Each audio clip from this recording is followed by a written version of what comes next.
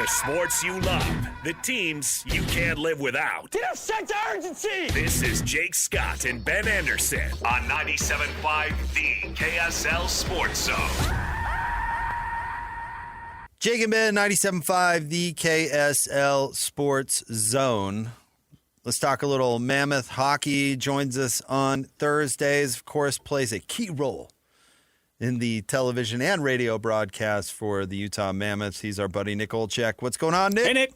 A key role. Very Key nice. role. Very nice. Giving me a little added boost of confidence this morning. Thanks, boys. Great to be with you. Great to be back in Salt Lake City after a quick 2-game road trip down in California. And very, very excited to be able to get back to the Delta Center here tonight, considering that's a place where the Utah Mammoth have been very good this season. Minus the third period against the Sharks, it does not feel like the Utah Mammoth are playing well.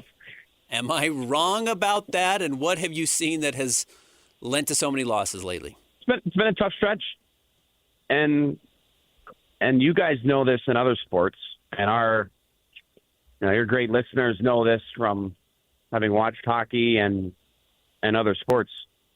It's not the first tough stretch, and it ain't going to be the last.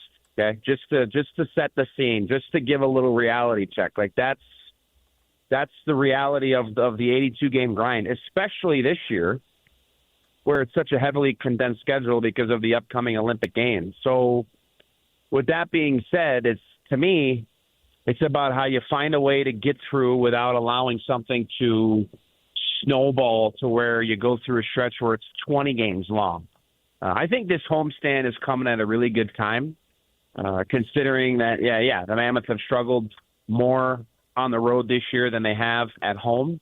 But I look at especially the last 2 games, where it's been the fine margins that have been the reasons or a couple of the contributing reasons for the losses. How about in Anaheim? I thought they played a strong game. I mean, unless I need a new pair of glasses, I thought they played a strong game. And how they pushed the pace when they had the lead in the third period was very encouraging. And then you talk about a small margin where you have a couple of guys get extended as they try to make a play on the puck to get it out along the boards. Anaheim wins a battle. One pass beats a couple of guys, and then it's a 2-on-1 right at the net front, and there's just nothing Karel Vejmelka could have done in that case, as Troy Terry banked it home for the game-tying goal with 4.1 seconds to go, and then Anaheim went on to win in overtime. And in OT, usually it's I don't know if I'm allowed to say this, but it's kind of a crapshoot in overtime. One guy gets caught up the ice, he tries to make a play, he falls, whatever it is, late coming back, and then there's always going to be an odd man rush the other way. So then in San Jose, just felt like it took too long for Utah to get to their game. And notoriously this year, they've been a team that starts really well. They start games on the front foot. They dictate the pace. They force the opposition to adjust to their game. But I think it was a combination of just not shooting enough, wanting to do too much. And when you go through a tough stretch, because this team has some highly skilled players, that's one of the thought processes is do too much. Try to do everybody else's job and yours. And when this team's going good, everybody is, I wouldn't say siloed, but they're doing their job to their very best ability. And with how that game finished, I thought Utah got better as the game went on. They started to shoot more in the third period. They get rewarded as J.J. Peterka came good there in the third period with a pair of goals to tie it. And then in overtime, another small margin. A change that was a bit late from the captain, and J.J. Peterka coming on the ice. But that's one of those strange ones where I don't know if you want to place blame on both guys. You could sit there and say, oh, yeah, you got to get off the ice quicker after Clayton Keller had a long shift.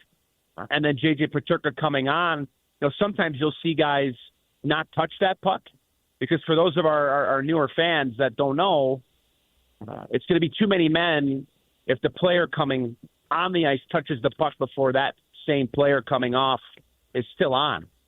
So, maybe a case where JJ could have, in the peripheral vision, saw that Keller was not off, and maybe he waits to touch it. But again, it was a bad pass. The play happened very quickly. You're just basing everything off of your reaction. So a long-winded way of saying that I don't think this team is far off from playing their brand of hockey and being more consistent. But lately it has been those fine margins that has been the reason for the results.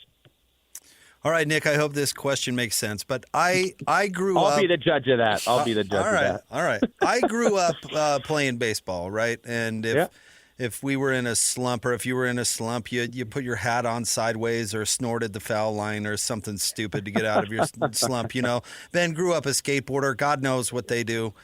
What do hockey players do to break out of a slump? We weren't snorting anything. Whoa. Why am I getting a bad rap here? So what do they do? Well, what are they? Is there superstition, or what do you do to get out of a slump? Yeah. In the experience I've had and being in and around the game since I came out of the womb, sometimes guys are more hard-headed in tough times, and they think that I'm going to keep doing what I've been doing, and eventually I'm going to break out of it, because if I've done X, Y, and Z with my routine for so long, it's gotten me to the National Hockey League. It's gotten me to play in the league for a while. But other guys that maybe have a little more maneuverability in that mindset, sometimes you'll eat something different for pregame meal. I don't know. I've never heard of these guys snorting anything, no matter what it is. But sometimes you drive a little bit of a different way to the rink. Maybe you take a couple of extra turns just to kind of throw things off and maybe come to a little reset. Sometimes when guys are struggling, especially individually, they'll change the color of the tape on their blade. Or maybe they'll switch. I mean, most of these guys are creatures of habit in terms of how they get dressed. But, sometimes you're just looking for any sort of little thing to give you a little boost mentally. And I've heard, I've actually in my past, I've heard of stories where guys will sometimes play a game, drive into the rink, because some of these guys carpool together. Now, this is not a story from Utah; it's a story from way back in the day where they'll play a little game driving to the rink where it's the no stopping game. So if you are the one driving in the carpool and you at all bring the car to a complete standstill, you owe every guy in the car $100. So even if you're approaching a red light, you gotta throw on the brakes a little early. You gotta slowly crawl your way up. But as soon as you put that car at a dead stop, that's where you owe everybody else in the car $100. So just fun little things to try to get back on track. But I'm at morning skate right now, guys. There's hooting and hollering. The guys are in a good mood. They know that they're trying to break out of it and that they're glad to be home. So I don't think anything's super crazy, but sometimes in stretches like this, guys do little things like that to try to kind of come back to equilibrium. Why are the Mammoth not very good on the power play, and how do you fix that? What makes a good power play? Yeah, a great power play. You look at all the best in the league. You can look at the likes of the Vegas Golden Knights who have 5 shooting threats and scoring threats on their top unit. You look at a team like Colorado where you've got McKinnon and Makar on one power play. I just think that the best in the league keep the penalty kill very honest, even amidst their pre-scouts. So going into each game, the coach that's in charge of the penalty kill, because you've got the head coach who oversees everything, and then it's one of the assistant coaches that runs the power play and the other that runs the penalty kill. So going into each game, they're coming up with pre-scouts and notes and diagrams as far as what the power play wants to do. Also, what the other team's penalty kill wants to do. So, but when you look at the top power plays in the league, when everybody is a threat, or you have multiple threats that are guys that are there to shoot, and you can't, as a defender, you can't sit back and think, okay, that guy's not going to shoot, so I can sit back and play the passing lane and cover the other guys because we know he's not going to shoot. I just think that the best power plays in the league are those where there are multiple threats and everybody is a threat to shoot the puck. And I think lately for Utah, they've had some looks, yes, but they've had a little bit of a tough time, especially in the last couple of games, of getting that sustained pressure in the zone, but then shooting pucks and then recovering them back. You could pass around the perimeter and the outside until you're blue in the face. But, it may be a sexy number at the end of the game showing that you had X amount of zone time on the power play. But if you only had 1 or 2 shots or no shots at all, it was kind of all for naught. So, you got to work hard. And by that, I mean, when you shoot it, you got to be able to be there to recover pucks quickly and win those 50-50 battles because you do have that extra skater out there. So I think more shots, and that's what's going to open up those cross-seam plays, the one-timers to Gunther, the pass from the top from Sergachev to Clayton Keller. I just feel like there's so much skill on this team. There's so much skill on the power play that at times they want to pass the puck into the back of the net. So anytime you're going through a struggle, whether it's a power play, whether it's a guy that's going through a slump, simplify. That's the thing. And that's not to say turn into a robot and don't make plays.